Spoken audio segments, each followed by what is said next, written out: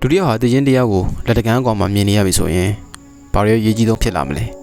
တကယ်လို့ဒါဟာတင်းရဲ့နောက်ဆုံးဆိုရင်ရောတင်ရှိရတဲ့သူတွေကိုဘာတွေမှားခဲ့မှာလဲဒီနေ့မှာတော့ကင်ဆာယောဂါကြောင့်ဘဝရဲ့နောက်ဆုံးနေ့ရက်တွေကိုပြတ်သန်းနေရပြီမဲ့ဘယ်လိုသိရမလဲဆိုတော့ဘယ်လိုရှင်းသမ်းမလဲဆိုတော့တင်ပြပေးတော့ခဲ့တဲ့ Professor Randy Paul ရဲ့ The Last Lecture ဆိုတဲ့စာအုပ်ထဲကဖိုးလန်သင်ခန်းစာတွေကိုမျှဝေပေးတော့မှာပါဘဝမှာကျွန်တော်တို့တကြီးလာနေမြငယ်စဉ်ကပြည့်ချင်းခဲ့တဲ့ရိုးရှင်းတဲ့ဆန္ဒတွေကိုမြပြတက်ကြပြီမဲ့ Randy ကတော့သူ့ရဲ့ငယ်ဘဝအိမ်မက်6ခုစလုံးကောင်းနေပေါ်နိုင်အောင်ကြိုးစားခဲ့တဲ့သူဖြစ်လို့ငယ်ဘဝအိမ်မက်တွေကိုပြရှာဖို့သူကတိုက်တွန်းခဲ့ပါတယ်ဘဝမှာအခက်အခဲတွေကြုံလာတိုင်းကျွန်တော်တို့တားဆီးဖို့မဟုတ်ပါဘူးအဲ့ဒီအရာတွေကကျွန်တော်တို့ဘယ်လောက်တဲတန်လိုချင်လဲဆိုတော့တတိပြဖို့အတွက်ခွင့်ပေးတာပါတခါတလေဘဝကျွန်တော်တို့သင်ခန်းစာတစ်ခုသင်ပေးနေတယ်လို့နဲ့တကယ်တော့မှနောက်ထပ်ပိုရေးကြီးတဲ့အရာတွေဖြစ်တဲ့ဇွဲလုံးလားနေတခြားအရာတွေကိုလျှို့ဝှက်သင်ကြားပေးမှုတွေကိုခြံညက်သင်ပေးနေတာဖြစ်ပါတယ်ဘဝမှာရွေးချယ်တဲ့နှစ်ခုရှိပါတယ်အများနဲ့တက်ကြွပြီးတော့ပျော်ရွှင်နေတဲ့ဒီကကဲသို့ရှင်သမ်းမလားဒါမှမဟုတ်အစိုးမြင်ပြီးတော့ညညွတ်နေတဲ့ EO လိုနေမလားဆိုတာပါပဲဒီဇက်ကောင်တစ်ခုကကဘာကျော်ဇက်ကောင်တစ်ခုဖြစ်ပါတယ်ကျွန်တော်တို့ကအချိန်နဲ့စွမ်းရင်ကန့်သက်ပဲရှိတတ်တာမို့လို့ညညွတ်ခြင်းဟာပြပါမဟုတ်ပါဘူးညညွတ်နေမှစားအဲ့ဒီစွမ်းရင်ကိုပြဿနာဖြေရှင်းတဲ့နေရာမှာသုံးလိုက်ပါချိန်ကကျွန်တော်တို့ပိုင်ဆိုင်တဲ့တစ်ခုတည်းသောယင်းနှီးဖြစ်လို့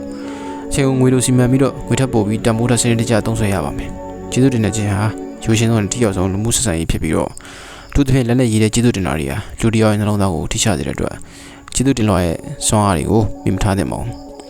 တရားယောဂတင့်ကိုဝေဖန်နေသေးရဆိုရင်တင်ကိုကောင်းစေခြင်းတွေဖြစ်လို့ဝေဖန်မှုကိုကျေးဇူးတင်စွာနဲ့နားထောင်လိုက်ပါဘယ်သူမှမဝေဖန်မှန်တော့ဘူးဆိုရင်တော့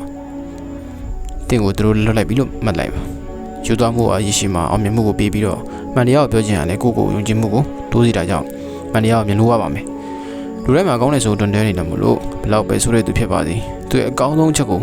ရှာဖွေပြီးတော့စစံတဖို့လိုပါတယ်မှန်တရားကိုမြင်လို့ရပါမယ်ကန်ဆိုးခြင်းဆိုတာအခွင့်အလမ်းနဲ့အသင့်ပြထားမှုစုံလင်ခြင်းပဲဖြစ်တာကြောင့်အခွင့်အလမ်းလာတဲ့အချိန်မှာအသင့်ဖြစ်နေဖို့အမြဲပြင်ဆင်ထားပါမှားတော့တဲ့အခါမှာလည်းတောင်းပန်ပါလေလို့ပြောနေမဟုတ်ဘဲနဲ့ဘာတွေမှားတော့တာလဲဘယ်လိုပြင်ပေးရမလဲဆိုတဲ့အချက်တွေပါဝင်အောင်စနစ်တကျတောင်းပန်တတ်ပါစေ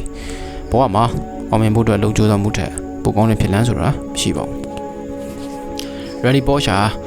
ဒီစာအုပ်ရေးရတာတင် जा ပေးချင်တာထက်သူမရှိတော့တဲ့နောက်ကျရင်မဲ့သူကလေးတွေအတွက်ဖခင်တယောက်ရဲ့လက်ညွှန်ချက်ဖြစ်ခြံထားခဲ့ခြင်းလို့ပါပဲသူရဲ့ဒီကထင်မြင်ချက်ကတော့ဘဝကိုမှန်ကန်ကန်ရှင်းသန်နေထိုင်ရင်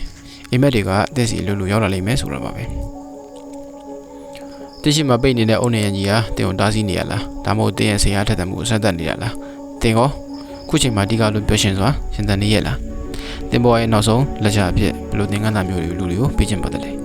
တရှိမှာပိတ်ဆို့နေတဲ့အုံနေရနေဟာတင်ကိုရတတ်မှုတရှိနေရလားတကယ်တော့ကကွဲတွေဆိုတာအဲ့ဒီရောက်မှန်တကယ်မလိုချင်တဲ့သူတွေကိုပဲစစ်ထုတ်ပစ်လိုက်တာပါခက်ခဲလိုမြင်တဲ့အခါမှာလှည့်ပင်မဲ့သူလား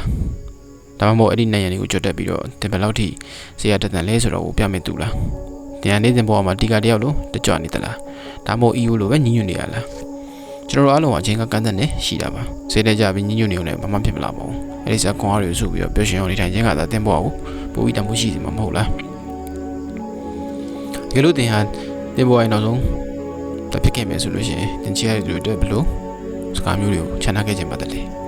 Randy Paul ပြောခဲ့တယ်လို့ပါပဲဘဝကိုမှန်မှန်ကန်ကန်ရှင်းသန်နေထိုင်မယ်ဆိုရင်အိမ်မက်တွေအသက်စီကိုအလိုလိုရောက်လာပါလိမ့်မယ်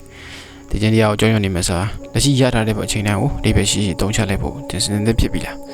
ဘဝဆိုတော့အောင်မြင်မှုထက်အဲ့ဒီအောင်မြင်မှုစီကိုတွားတဲ့လမ်းကြောင်းပေါ်ကရှင်းသန်မှုပုံစံပို့ပြီးတော့ရည်ကြည်တယ်လို့ကျွန်တော်ယူဆပါတယ်